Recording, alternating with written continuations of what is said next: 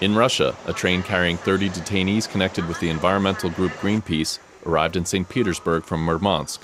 The 28 activists and crew members and 2 journalists, arrested in September for a protest over Arctic drilling, were taken to pretrial detention. Also in Russia, the Polish embassy in Moscow was under heightened security after a late-night incident in Warsaw where right-wing rioters threw firecrackers at the Russian embassy. Russia's foreign ministry has summoned the Polish ambassador to discuss the unrest. In Kabul, Interior Ministry officials burned 21 tons of illegal drugs seized from traffickers over the past year. The destroyed contraband included heroin and other opiates, hashish, and confiscated alcohol. In Baghdad, the city streets were severely flooded after several days of torrential rains.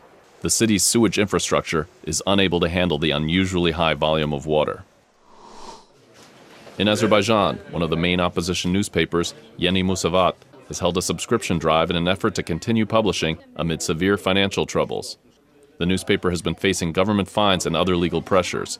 Some 800 readers signed up for subscriptions. In Kyrgyzstan, officials have tightened the regulations for children under 16 crossing the border into Kazakhstan.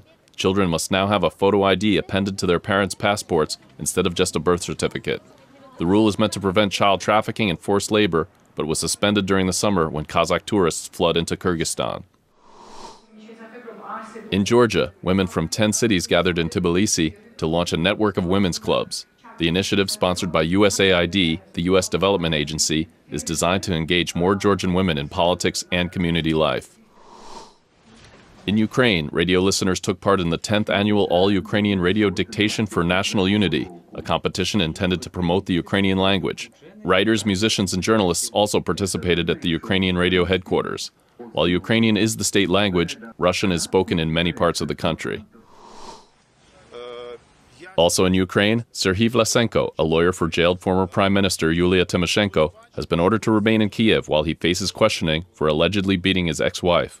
Vlasenko has said in the past that similar accusations were politically motivated. Speaking late on November 11th, Vlasenko accused President Viktor Yanukovych of acting like, quote, an African dictator. And that's the video roundup from Radio Free Europe, Radio Liberty.